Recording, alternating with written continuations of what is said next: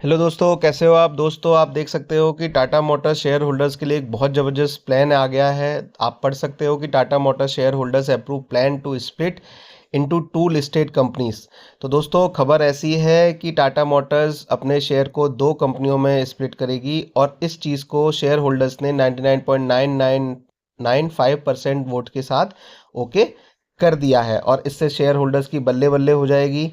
जो पूरी कहानी है वो मैं आपको बताता हूँ। आप वीडियो को आखिर तक ज़रूर देखिएगा और अगर अच्छा लगे तो प्लीज़ लाइक और शेयर कर दीजिएगा, और चैनल पर नए हैं तो पहली बार आए हैं तो सब्सक्राइब जरूर कर लीजिएगा, क्योंकि ये अगर आपने मिस किया तो आप बहुत सारा प्रॉफिट मिस कर दोगे।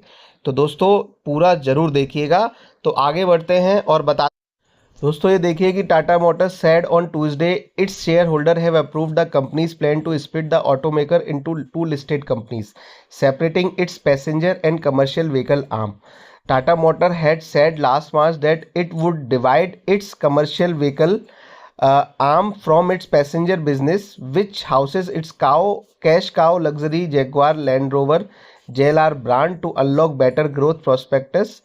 The proposal, which would give the shareholder equal stake in both the listed entities, was approved with 99.9995% of vote, it said in the exchange filing.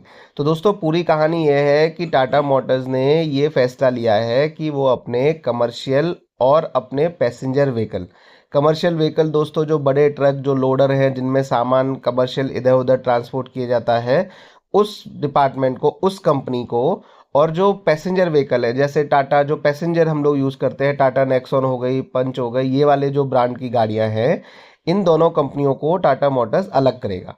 तो टाटा मोटर्स ने ये कहा है कि वो इन दोनों कंपनियों को अलग तो करेगा, लेकिन इसके जो शेयर होल्डर्स हैं उन दोनों को ही उन दोनों कंपनियों के शेयर दिए जाएंगे। एक तरीके से वो चाहता टाटा तो एक नया आईपीओ भी लेके आ सकता था और नए आईपीओ में फिर से कंपनी से पैसा उठा सकता था, लेकिन वो अपना नया आईपीओ नहीं लेके आ रहा।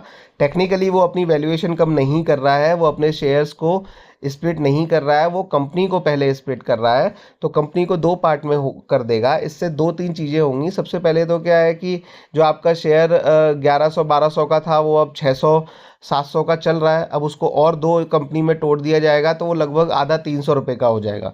तो जैसे ही शेयर कम होगा तो खरीदार एक तो बढ़ेंगे।